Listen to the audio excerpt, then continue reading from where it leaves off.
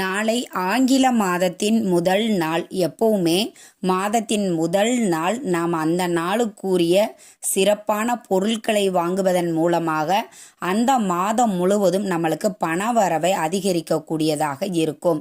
அதுவும் நாளை வியாழக்கிழமையோடு நம்மளுக்கு மாதம் பிறக்கக்கூடிய காரணத்தினால குபேரருக்கு பிடித்தமான பொருட்களை வாங்குவதன் மூலம் குபேரரை போல நாமளும் செல்வமும் நலமும் பெற்று வாழலாம்.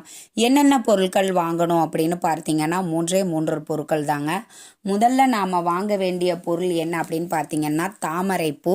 குபேரர் வழிபாட்டுக்கும் நீங்கள் இதை பயன்படுத்தி கொள்ளலாம்.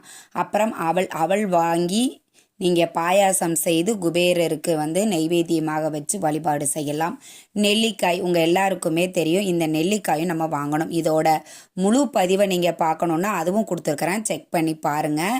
இந்த 3 பொருட்களையும் நாளைய தினத்தில் வாங்குவது உங்களுக்கு